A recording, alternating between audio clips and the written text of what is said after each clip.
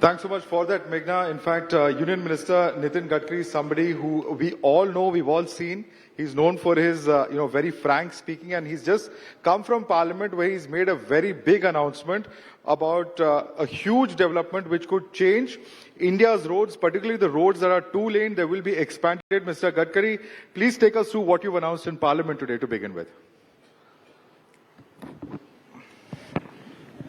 Actually, in our country, we have 146,000 kilometers of national highway. Actually, the majority national highway is 4-lane. Now, we are also making express highway axis control. Lot of green express highway also is in the process. Today, we have taken a decision, we have declared in Parliament, that 2-lane express highway, where their PCUs, traffic density, is more than 10,000 PCUs, we will make them 4-lane. And we have declared that 25,000 kilometers, costing 10 lakh crore, we convert 2-lane road into 4-lane within 2 years. That's a big announcement. That's a big announcement. Round of applause. Thank you. And sir, what has actually spurred this? Was there specific demand from states? What was the idea? What is the thought process behind this? And how do you see this impacting on ground in terms of local connectivity and state-to-state connectivity? Actually, the most important thing is when the PCU is more than 10,000, we are making 4-lane. Then after 20,000 PCUs, we are making 6-lane. And after 30,000 PCUs, we are making 8-lane. Today the problem is that everywhere there is traffic jam and air pollution, and that is the reason we need more highways. And also we need to increase the width of the highway. So I'm just giving you the example from this hotel. If you can go to Gurgaon, so it's a very busy road. So we have already completed half of the project, Dwarka Express Highway. And also there is a tunnel now, which is going to T3 and UR2. From that peripheral road from Panipat it starts. So from Panipat to Delhi airport presently, the time is 3 hours. But now, after 2 months, it will be only half hour. Half an hour? Yes, from Panipat to Delhi airport. to half hour you can go to airport. Big development. But sir, you mentioned Delhi, so I'm coming to Delhi. I'll come to the national, developments as well. Delhi is a city that saw a lot of development during Sheila Dikshit's regime. We've seen about 10 years of Arvind Kejriwal's government. As somebody who has been looking at infrastructure, especially road infrastructure, there are several projects, whether it is the Gurgaon Expressway, you mentioned Dwarka, there is of course the Meerut Expressway that the central government has urged. Do you feel the last 10 years, Delhi's development and part of the pollution problem has also been that the state government perhaps did not take things as seriously as the previous regimes did when it comes to building infrastructure? I don't want to, and actually it's not politically, but factually in the world, with the maximum pollution, the city who are suffering this problem, Delhi is one of the important cities. So we have already taken a program of making road expansion of 1 lakh crore, out of which 65,000 crore projects are already started, 32,000 crore projects have already completed, and now we have just find out that how we can resolve the problem of traffic jam and air pollution in Delhi. So now we are also making new program.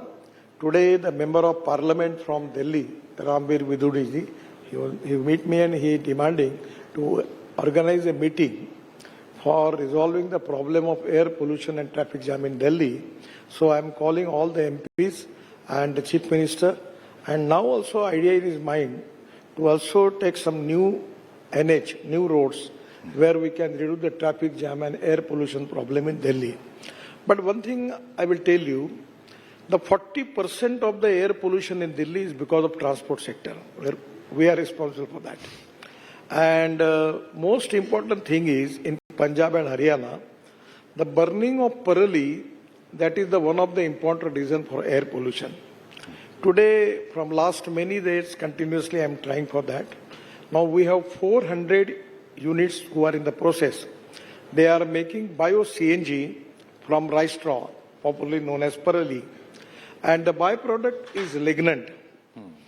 And now the Central Research Road Organization, with the help of Praj Industries, we have successfully implemented the project in Nagpur-Jabalpur Road by adding 35% lignant into petroleum bitumen, and it is proved to be 50% more superior as compared with the petroleum bitumen. So this, out of these 400 industries, 60 already started. And the most important thing is in Panipat, it is already the industry started from Indian Oil. They are making 1 lakh liter of ethanol from Parali, rice straw, and 150 ton of bio-bitumen, and 78,000 ton per year the bio-aviation fuel, Hawaii Indhan. So my always mission is कि किसान केवल अन्नदाता नहीं रहेगा, वो ऊर्जादाता बनेगा, ऊर्जादाता नहीं ईंधन दाता बनेगा, ईंधन दाता नहीं हाइड्रोजन दाता बनेगा, हाइड्रोजन दाता नहीं तो बिटुमिन दाता बनेगा, और बिटुमिन दाता ने हवाई ईंधन दाता बनेगा. तो पांच ही बातें लगभग प्रूव होकर अब पॉपुलर हो रही है. That is to be very important for pollution. Very interesting. And other important thing in Delhi कि दिल्ली में 4 कचरे के माउंटेन है. एक गाजीपुर है यहाँ. अभी हमने 80 लाख टन कचरा गाजीपुर का दिल्ली मुंबई एक्सप्रेस हाईवे और UR2 में यूज किया है. और मैं कोशिश करूंगा कि दिल्ली की चारों भी टेकड़ियां जो है कचरे की, वो आने वाले 2-3 साल में हम खत्म कर देंगे और पूरा रोड के अंदर डाल देंगे. तो आप सिर्फ रोड ट्रांसपोर्ट की जिम्मेदारी नहीं, आप एनवायरमेंट की जिम्मेदारी भी निभा रहे हैं. नहीं, we want development, at the same time we have to protect ecology and environment. और तीसरी बात, अभी मैं एक एक्ट तैयार कर रहा हूं कि हमारे जो हॉर्न होते हैं, देखो air pollution, water pollution and sound pollution. तो साउंड पोल्यूशन में हॉर्न बजाते हैं, उसकी भी एक तकलीफ है. तो अभी हमने ये तय किया है कि वो जो आवाज आता है वो मिनिमम डेसिमल पर हम लोग हारमोनियम, वायलिन, बांसुरी, तबला, ऐसे छोटे छोटे आवाज इस पर हॉर्न को कन्वर्ट कर रहे हैं. क्योंकि मोटर व्हीकल एक्ट मेरे पास है, ताकि हम इससे भी दूर हो. और मैं जब वाटर रिसोर्स मंत्री था तो मैंने दिल्ली को 6,000 करोड़ रुपए दिए, और 6,000 करोड़ रुपए दिए उसमें से एक जायका का भी प्रोजेक्ट है. बीच में वो सब प्रोजेक्ट अधूरे पड़े हैं. तो मेरा ड्रीम था जब मैं वाटर रिसोर्स मंत्री था कि यमुना से MPBS सी प्लेन उड़ेगा, 15 मिनट में आगरा ताजमहल के पीछे उतरेगा, 2 घंटा ताजमहल देखकर फिर वापस 15 मिनट में दिल्ली आएंगे. तो अभी उस पर दिल्ली की सरकार भी आई है, और ये 6,000 करोड़ का जो प्रोजेक्ट है ये भी अब प्रोसेस में है. और चौथी इंपॉर्टेंट बात यह है कि 1970 से ये पंजाब, हरियाणा, उत्तराखंड, हिमाचल, कश्मीर, राजस्थान और पूरे देश में कर्नाटक, महाराष्ट्र, तमिलनाडु, ये सब राज्यों में पानी के लिए झगड़े थे. तो 17 झगड़े मैंने मिटाए. तो मेरा फार्मूला ये था कि दोनों चीफ मिनिस्टर को बुलाता था और मैं कहता था जब तक झगड़ा नहीं निपटेगा, सोल्यूशन निकलेगा नहीं, तब तक दरवाजा नहीं खोलूंगा. तो 17 झगड़े निपट गए. उसमें से उत्तराखंड और हिमाचल में रेणुका बांध, केशव, ऐसे जो बड़े बड़े बांध है, उसमें से दिल्ली को पानी मिल रहा है. और 2070 तक अब दिल्ली में कोई पानी की समस्या नहीं रहेगी. और मैंने आदरणीय मुख्यमंत्री रेखा गुप्ता जी को कहा है कि 24/7 वाटर सप्लाई हमारे देश में एक ही शहर में है, जो मेरे कॉन्स्टिट्यूंसी में नागपुर में. तो मैंने कहा कि आप दिल्ली में आप पानी के लिए 24/7 योजना लाइए, ताकि दिल्ली वालों को 24 घंटे पानी मिलेगा. बिल्कुल, definitely the need of the hour. पानी को लेकर हमने पॉलिटिक्स भी देखी, लेकिन सर दिल्ली की क्योंकि आप बात कर रहे हैं, as the minister in charge of road transport, क्या आपको लगता है दिल्ली में जहां तक ईवीज की बात करते हैं, electronic vehicles is one of the highest penetrations is believe to be Delhi along with some other states like Kerala and Assam, but it's still only about 10-11%. क्या कुछ और ड्रास्टिक करने की जरूरत है शॉर्ट टर्म में, like for instance stop registering diesel vehicles which are more polluting, और something drastic to bring down the pollution at least for the next few years till the penetration of EVs happens? Sir, इसमें बहुत कुछ हो सकता है. मैं आपको कहूंगा कि आप एक प्रोजेक्ट का अध्ययन करिए, क्योंकि मैं public private investment, BOT, hybrid annuity, capital market से फंड खड़ा करके सब करना, ये सक्सेसफुली हमने किया है. दिल्ली में मथुरा में एक मथुरा की 90 MLD स्लज थी, और मैं जब वाटर रिसोर्सेज मंत्री था तो हमने एक प्रोजेक्ट किया कि 40% from the government and 60% from the investor, और वो जो पानी शुद्ध होगा स्लज से वो हमने इंडियन ऑयल को, मथुरा रिफाइनरी को बेचा। तो मैंने उनके चेयरमैन को पूछा, आपको पानी कितना लगता है, कितना पैसा देते हैं? तो उन्होंने कहा कि हम यूपी सरकार से पानी लेते हैं और उनको 25 करोड़ साल के देते हैं। मैंने बोला आप 20 करोड़ दीजिए। और हमने ऐसा प्रोजेक्ट डिजाइन किया कि जब वो टेंडर हुआ तो 40% भारत सरकार हमने दिए, 60% इन्वेस्टर ने लाए, और पहली बार ये लिक्विड वेस्ट मैनेजमेंट में हमने वो प्रोजेक्ट सक्सेसफुली इंप्लीमेंट किया। त्रिवेणी इंजीनियरिंग कंपनी ने वो प्रोजेक्ट जीता, और अब 90 MLD स्लज तो शुद्ध हो रही है। इधर इंडियन ऑयल को 25 करोड़ के बजाय 20 करोड़ रुपए खर्चा करके पानी मिला, और मथुरा का इतना गंदा पानी शुद्ध हुआ। तो बहुत से जगह पर ये वाटर रिसाइकलिंग के लिए अगर प्रोजेक्ट हम शुरू करेंगे, तो मैंने अपने खुद कॉन्स्टिट्यूंसी में, नागपुर महानगर पालिका में, हम टॉयलेट का पानी बेचते हैं, सीवेज वाटर का। आप बिलीव नहीं करोगे, हम टॉयलेट का पानी बेचकर 300 करोड़ रुपए साल के कमाते हैं। That's interesting. Very ये interesting. हर शहर में ये पानी को रिसाइकलिंग करके अगर इंडस्ट्री के यूज में आएगा तो सॉलिड वेस्ट मैनेजमेंट और लिक्विड वेस्ट मैनेजमेंट की एक बहुत अच्छी पॉलिसी बनाने की कोशिश भी हो रही है। और अभी मैं बताता हूं कि जो हाइड्रोजन है ये भविष्य का फ्यूल है। तो ये जो कचरे को सेग्रीगेट करके ग्लास, मेटल, प्लास्टिक का रिसाइकलिंग होगा, और जो ऑर्गेनिक वेस्ट है वो बायोडाइजेस्टर में डाल के उससे मीथेन निकलेगा, मीथेन से CO2 अलग करके हाइड्रोजन निकलेगा। और मैं हाइड्रोजन की गाड़ी में भी आया हूं, मेरे पास जो हाइड्रोजन की गाड़ी है अभी आया उसमें, उसका नाम है मिराई। तो मिराई जापानी वर्ड है, मिराई मीन्स भविष्य, फ्यूचर। तो हाइड्रोजन ये भविष्य का फ्यूल है, और हाइड्रोजन अगर हमने सक्सेसफुली तैयार किया और सस्ता तैयार किया तो हम आज 22 लाख करोड़ रुपए खर्चा कर रहे हैं फॉसिल फ्यूल को इंपोर्ट करने के लिए। आज हम ऊर्जा को आयात करने वाला देश है, पर अगर वेस्ट टू वेल्थ यही काम अगर हमने किया, कचरे से हाइड्रोजन बनाया, बायोमास से बनाया, तो हम ऊर्जा को निर्यात करने वाला देश बनेंगे। और हाइड्रोजन ये फ्यूल पर बहुत बहुत ये अच्छा काम हुआ है। अभी 20-25 दिन पहले इसी होटल में हमारे डिपार्टमेंट के एक प्रोजेक्ट में टाटा के 2 ट्रक मैंने यहाँ लॉन्च किए। एक ट्रक जो था वो हाइड्रोजन फ्यूल सेल पर था, और दूसरा ट्रक जो था IC इंजन पर, उसमें हाइड्रोजन डाल के चलने वाला था। अब जो हाइड्रोजन तैयार हो रहा है वो 4 प्रकार का है। कोयले से बनता है ब्लैक हाइड्रोजन, पानी से बनता है वो ग्रीन, पानी और बायोमास से, और जो पेट्रोलियम का बड़ा प्रोडक्ट है वो ब्राउन हाइड्रोजन। अभी हम लोग जो हाइड्रोजन की कीमत है इलेक्ट्रोलाइजर प्रोसेस में 50 यूनिट पावर लगती है 1 kg हाइड्रोजन के लिए, तो उसकी कॉस्ट बहुत ज्यादा आती है। अभी हमारे यहाँ बहुत रिसर्च हुआ और अनेक स्टार्टअप काम कर रहे हैं। हाइड्रोजन की कीमत $1 पर kg आनी चाहिए। तो ये अगर आएगी तो इलेक्ट्रिक कार से भी सस्ता हाइड्रोजन होगा। कब तक होगा सर ये? आम आदमी के पास हाइड्रोजन गाड़ी कब तक आ सकती है? इसमें गाड़ी तो अभी है, मैं गाड़ी में इसीलिए घूमता हूँ क्योंकि लोग विश्वास ही नहीं रखते हैं कि पानी पे हाइड्रोजन निकलेगा और गाड़ी चलेगी। तो एक ने, मेरी ही पत्नी ने एक बार मुझे कहा कि आप जो बोल रहे हैं उसमें मेरा ही विश्वास नहीं तो लोगों का कैसे बैठेगा। तब मैंने कहा कि ये गाड़ी लेके मैं घूमता हूँ, ये देखो हाइड्रोजन की गाड़ी, ये देखो फ्लेक्स इंजन 100% इथेनॉल की गाड़ी है। तो मैं आज यही होटल में एक बड़े चैनल के कार्यक्रम में एक पत्रकार ने मुझे प्रश्न पूछा था, ये बहुत पुरानी बात है, जब मैं इलेक्ट्रिक व्हीकल को हमने शुरुआत की थी, तो उसने पूछा था कि इलेक्ट्रिक गाड़ी अगर रास्ते में बंद पड़ेगी तो धक्का मारने के लिए आप आओगे क्या? अब किसी की गाड़ी बंद पड़ी है? Electric scooter, electric car, electric buses पूरी दिल्ली में हो रही। और अब तो मैं धौलाकुआं से मानेसर एक नई टेक्नोलॉजी लाकर हवा में चलने वाली डबल डेकर बस चलाने की कोशिश कर रहा हूँ। वाह, दैट्स इंटरेस्टिंग।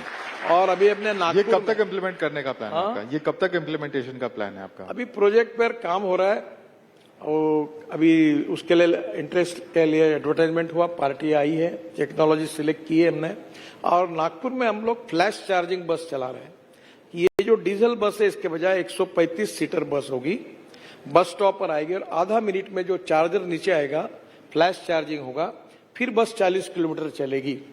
और उसमें 135 सीट होगी, एयर कंडीशन बस होगी, एग्जीक्यूटिव क्लास की चेयर होगी, हवाई जहाज में जैसे एयर होस्टेस होते बस होस्टेस होगी, और बस का किराया डीजल बस की तुलना में 30% कम होगा डीजल बस से। मैं दिल्ली से जयपुर ये बस को शुरू करने का भी प्रोजेक्ट पर काम कर रहा हूं, ताकि 1.25 घंटे में आप अपने लैपटॉप पर काम करते हुए शांति से आप डायरेक्ट उस बस में बैठकर 1.25 घंटे में जयपुर पहुंच जाए। It sounds like some future science fiction movie that you are describing, but आप कह रहे हैं कि बहुत जल्दी रियलिटी होगी। देखिए, futuristic technology and futuristic vision for development is very important, पर केवल विजन होकर नहीं चलेगा।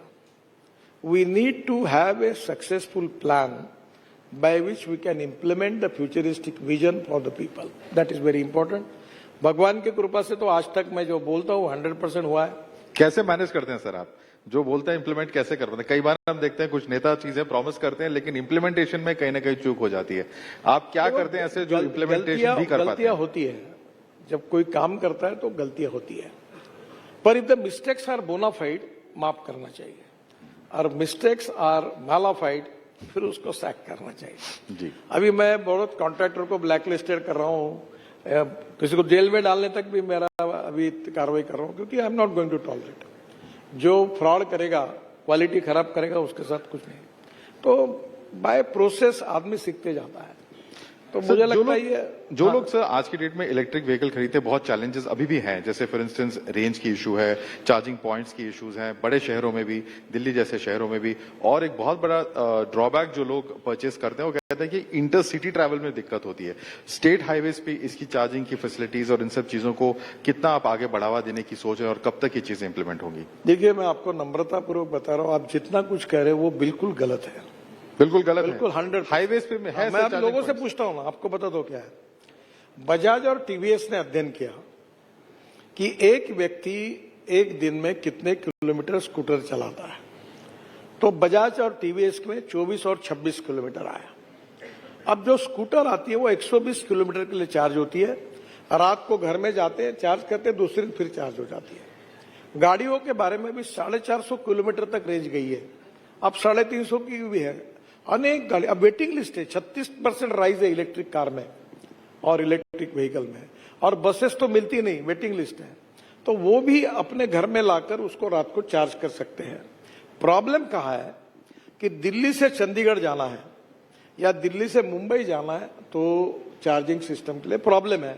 तो पहले जैसे मोबाइल आया था तो हर कंपनी का चार्जर अलग था, अभी वो तकलीफ थी, तो अभी हमने ऐसा किया कि अब चार्जिंग सिस्टम ऐसी बनाई कि गाड़ी कोई भी कंपनी की हो आप चार्ज कर पाएंगे। तो अब हमारे एनएचआई में ही 670 रोड साइड एमिनिटीज बन रही है, उनमें अनेक जगह पर चार्जिंग स्टेशन बन गया है। तो अब बस, ट्रक, अभी इलेक्ट्रिक ट्रक आ रहा है, और इसलिए आने वाले समय में चार्जिंग का कोई प्रॉब्लम नहीं। दिल्ली, मुंबई, कलकत्ता, चेन्नई और अपने शहर में जो गाड़ियां चलाते वो तो रात को घर में चार्ज हो जाती, उनका प्रॉब्लम नहीं है। जो लॉन्ग, अभी दिल्ली से आपको 1000 किलोमीटर दूर जाना है तो वही प्रॉब्लम है, तो वो भी अब लगभग अनेक जगह पर चार्जिंग सिस्टम बन गई है। मुझे नहीं लगता इसमें कोई दिक्कत। सर, एक आखिरी सवाल इलेक्ट्रिक व्हीकल्स पे। एक बैटरी स्वैपिंग टेक्नोलॉजी, एक पार्लियामेंट्री कमेटी भी बैठी थी, इसको लेकर कुछ दिन पहले आपने भी देखी होगी खबर, चाइना में देयर इज अ कंपनी जो कह रही है कि 5 मिनट में काफी हद तक चार्ज कर सकती है battery. What is the future scope of this technology? कौन सी टेक्नोलॉजी को इंडिया अडॉप्ट करेगी जहां तक इलेक्ट्रिक व्हीकल्स की बात अगर हम करें? देखिए, इसमें रोज चेंज हो रहा है। अभी बैटरी केमिस्ट्री में lithium ion battery, sodium ion battery, aluminium ion battery, zinc ion battery chemistry develop हो रही है, अलग अलग प्रकार की टेक्नोलॉजी आ रही है। फिर लोग पूछते थे कि अगर इलेक्ट्रिक व्हीकल की बैटरी खत्म हो गई तो कितना पोल्यूशन होगा, इस पे चर्चा हुई। और हमारे लोगों ने शुरू किया है कि सोलर पावर जब तैयार होती है तो ये जो 3 साल 4 साल आपने यूज की हुई लिथियम आयन बैटरी है, इसमें हम पावर स्टोरेज कर सकते हैं, तो प्रॉब्लम सॉल्व हो गया, तो उसका आप कोई प्रॉब्लम नहीं आएगा।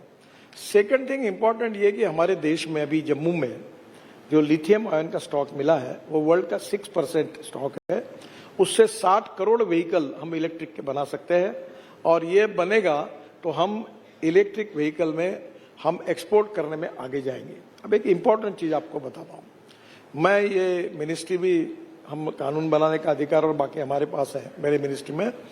मैं जब मंत्री बना तो हमारे ऑटोमोबाइल इंडस्ट्रीज का साइज 14 लाख करोड़ था, अभी हम 7वें नंबर पे थे। अभी 4 महीने पहले हमने जापान को पीछे डाला है। अब वर्ल्ड में हमारा नंबर तीसरा है और जापान चौथे नंबर पे गया है। हमारा साइज है 22 लाख करोड़। चाइना का सेकंड नंबर साइज है 47 लाख करोड़ और यूएसए फर्स्ट नंबर पर 79 लाख करोड़। और हम जिस प्रकार से हमारे टू व्हीलर जितने हैं, ये Bajaj, TVS, hero, Honda, 50% production export हुआ है। अब आने वाले समय में हम इलेक्ट्रिक, अल्टरनेटिव फ्यूल और बायोफ्यूल के मैन्युफैक्चरिंग का केंद्र बने हुए हैं। यही इंडस्ट्री है कि जो सबसे ज्यादा जीएसटी के रूप में टैक्स रेवेन्यू भारत सरकार और महाराष्ट्र अपना राज्य सरकार को देती है। और यही इंडस्ट्री है कि जिसने 4.5 करोड़ जॉब क्रिएट किए हैं और आत्मनिर्भर भारत बनाने में इसकी बहुत महत्वपूर्ण भूमिका है।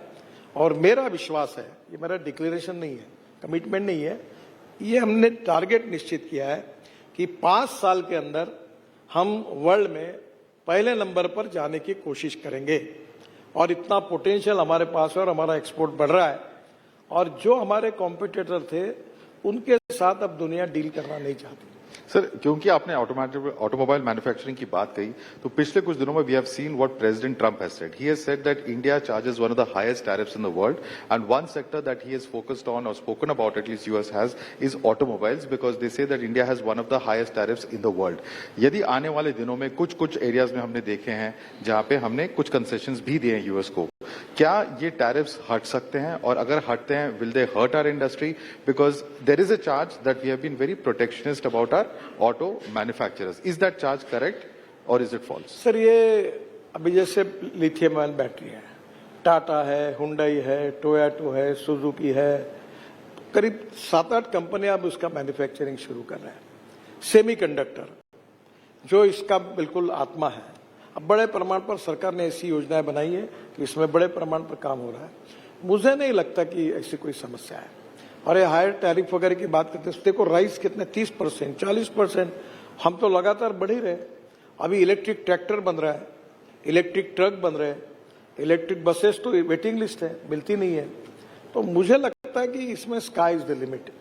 और हम लोग धीरे धीरे जो क्वालिटी बना रहे हैं, जो डिजाइनिंग हमने किया, अभी हमारे इंडियन कंपनी ने, आपने देखा कि नहीं मुझे मालूम नहीं, ये जो फॉरेन ब्रांड्स है उनके तो अच्छे डिजाइन है, पर हमारे टाटा और महिंद्रा ने भी सुंदर गाड़ियां बनाई है। और हमारी ये छोटे छोटे कानपुर, लखनऊ जैसे शहरों में जो स्टार्टअप थे, उन्होंने वो होशियार है कि 120 किलोमीटर की स्कूटर बड़े कंपनी ने बनाया, उनने 60 किलोमीटर की बनाई, जो बैटरी का कॉस्ट कम हो गया। वो 60 और 70 हजार में अब वो स्कूटर बेच रहे हैं। तो छोटे छोटे लोग वो स्कूटर ले रहे हैं। इलेक्ट्रिक साइकिल भी आ गई है। तो मुझे नहीं लगता कि इतना पोटेंशियल है। और सरकार ने ये जो विशेष सेमीकंडक्टर है, लिथियम आयन बैटरी है, जो क्रूशियल पार्ट्स है, इसके लिए काफी कंसेशंस दिए हैं। और ये जो स्क्रैपिंग इंडस्ट्री है हमारी, जो हमने शुरू की है, उसमें 15 साल के ऊपर की गाड़ियों का स्क्रैपिंग हो रहा है, जिसके कारण ये aluminium, copper, steel, rubber, plastic सब रिसाइकलिंग होगा। और ऑटोमोबाइल कंपोनेंट की कॉस्ट 30% कम होगी और we will be more competitive in the world market. दूसरी बात, जो लॉजिस्टिक कॉस्ट है, जो हमारे देश में 14 से 16% है, चाइना में 8% है, यूरोपियन और अमेरिका में वो 12% है। मैं आपको बताता हूं कि निश्चित रूप से 2 साल के अंदर हमने ऐसे रोड बनाए हैं और फ्यूल में इतनी अल्टरनेटिव और बायोफ्यूल में संशोधन किया है कि 2 साल के अंदर हमारी लॉजिस्टिक कॉस्ट सिंगल डिजिट यानी 9% होगी और हमारा एक्सपोर्ट 1.5 गुना बढ़ेगा। जी सर, एक आखिरी सवाल। गृह मंत्री जी ने अनाउंस की है सहकार टैक्सी, जो ओला और उबर के लाइंस पे होगी। और ये देखा गया है कि कंपटीशन की जो बॉडीज है, सीपीए वगैरह, उन्होंने कहा है कि there is sort of non transparent models of pricing, जो ये डिफरेंट प्लेटफॉर्म्स पे, चाहे एंड्रॉयड हो चाहे आईफोन हो, उन सब में अलग अलग प्राइसिंग के मॉडल्स आए हैं। क्या आप मानते हैं कि इस तरह के नए मॉडल्स कंज्यूमर्स को और प्रोटेक्ट करेंगे जहां तक प्राइसिंग की बात? 2 चीजें होती है। देखो, आप जब एयरलाइंस में 5-5, 6-6 कंपनियां थी, तो दिल्ली से मुंबई का टिकट 5,000 में मिलता था। जैसे कंपनियां बंद हो गई तो टिकट रेट बढ़ गए। अब जैसे जितनी ज्यादा कंपटीशन होगी, उतनी अच्छी क्वालिटी, उतना डिजाइनिंग अच्छा मिलेगा और प्राइस सस्ती होगी। तो ये अनेक प्रयोग है और ये प्रयोग होने के कारण आखिर कंज्यूमर का फायदा ही होगा। अभी हमने भारत रेटिंग भारत एनकैप करके लाया है, जिसमें ऑटोमोबाइल इंजीनियरिंग में सब सुधार किए वर्ल्ड स्टैंडर्ड के आधार पर। इलेक्ट्रॉनिक ब्रेक सिस्टम लाई है और मुझे लगता है कि क्वालिटी में अब हम बेस्ट है। अभी हमारे भारत एनकैप में गाड़ियों का टेस्टिंग करने के लिए इंडियन मॉडल्स नहीं, फॉरेन के मॉडल्स हमारे यहाँ टेस्टिंग के लिए आ रहे हैं।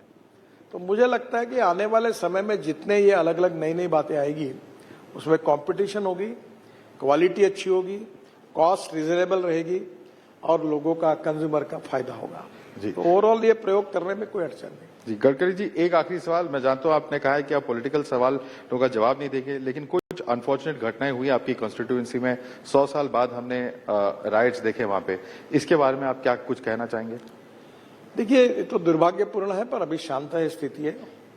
और मैं ये मानता हूं कि हमारे देश में हमने सबने मिलकर हम जो आत्मनिर्भर भारत $5 ट्रिलियन की इकोनॉमी बनाना चाहते हैं और ये देश को आगे ले जाना चाहते हैं, उसमें गरीब गरीब होता है, कोई जात पंथ धर्म भाषा के आधार पर नहीं होता। जो गैस का सिलेंडर हिंदू को जिस भाव में मिलता है वही मुसलमान को मिलता है। गरीबी, भूखमरी, बेरोजगारी हमारी मूलभूत समस्या है। तो हम पूरे समाज को इस समय इकोनॉमिक डेवलपमेंट की तरफ लेके जाए, रोजगार की निर्मित करने वाली अर्थव्यवस्था लाए और सब लोग एजुकेशन का उपयोग करके, स्किल का उपयोग करके हम देश को भी आगे ले जाए और अपना भी भला करें। तो बड़े प्रमाण पर चल रहा है। अब कभी कभी कोई रिस्पॉन्सिबल लोग थोड़ा बहुत गड़बड़ियां करते रहती है, पर that is not a reaction of complete, उनके समाज की रिएक्शन नहीं है। अब तो ऐसी घटना होनी नहीं चाहिए, हो गई दुर्भाग्यपूर्ण, पर अब सभी तरफ शांति है और सद्भाव का वातावरण है। गडकरी जी, हमारे साथ बात करने के लिए बहुत बहुत धन्यवाद। Thank you so much for joining us and Thank you very much. Your vision and future plans for India when it comes to transport. Thank you so much, sir.